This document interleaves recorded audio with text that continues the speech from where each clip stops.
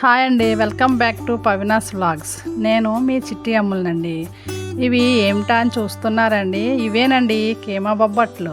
పేరు కొత్తగా ఉంది కదండి. ఇవి తింటే ఇంకా టేస్టీగా కొత్తగా అనిపిస్తుందండి. అందరూ చేసే పూర్ణం బొబ్బట్లా కాకుండా అండి కొత్తగా కీమా బొబ్బట్లు ఎలా తయారు చేసుకోవాలో చూద్దాం పదండి.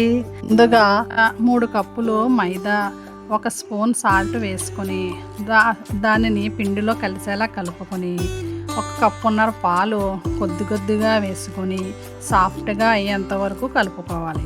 ఈ పిండిని ఎంతసేపు కలుపుకుంటే అంత మెత్తగా వస్తాయండి. ఈ పిండిని గంట సేపు నాననివ్వాలి. దీనిలో నూనె వేసి పిండి ములిగేంత వరకు ఉంచి మూత పెట్టి ఉంచుకోవాలి. ఇప్పుడు బొబ్బట్లు స్టఫింగ్ చూద్దామండి.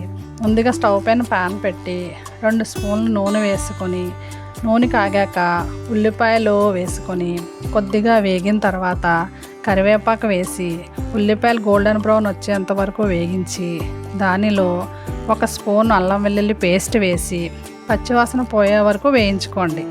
తర్వాత దానిలో మనము కడిగి పెట్టుకున్న కీమాను దానిలో వేసుకొని 1 స్పూను ధనియాల పొడి, 1 స్పూన్ గరం మసాలా పొడి, 1 స్పూన్ సాల్టు, 1 స్పూన్ కారము, కొద్దిగా పసుపు వేసుకొని కీమాకు మసాలాలన్నీ పట్టే వరకు కలుపుకొని 5 నిమిషాలు మగ్గనివ్వాలి. తర్వాత మూత తీసి 1 కప్పు నీళ్లు పోసుకొని 1 పావు గంట ఉడికించాలండి. చివరిగా మూత తీసి ఒకసారి కలుపుకొని దానిలో కొత్తిమీర వేసుకొని దించేసుకుంటే కీమా స్టఫింగ్ రెడీ అండి. ఇప్పుడు మనం కలుపుకున్న పిండి ఉంది కదండి, దాన్ని ఒకసారి మళ్ళా కలుపుకొని ఈ పిండిని చిన్న ఉండలుగా తీసుకొని వాటిని మన నూనె కవర్ మీద కానీ ప్లాస్టిక్ కవర్ మీద కానీ ప్లాస్టిక్ మూత మీద కానీ పెట్టి నేను ఒత్తిన విధముగా ఒత్తుకొని దానిలో ఇందాక మనం తయారు చేసుకున్న స్టఫ్ ఉంది కదండి, దానిని దీంట్లో పెట్టుకొని కర్రీ బయటకు రాకుండా క్లోజ్ చేసి ఉండగా చేసుకొని దానిని బొబ్బట్లాగా ఒత్తుకోవాలండి.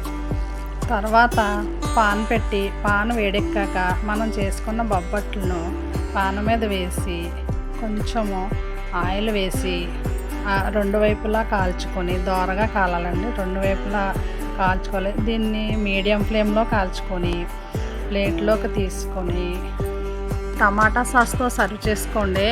ఇవి పైన సాఫ్టీగా లోపల స్పైసీగా చాలా బాగుంటాయండి.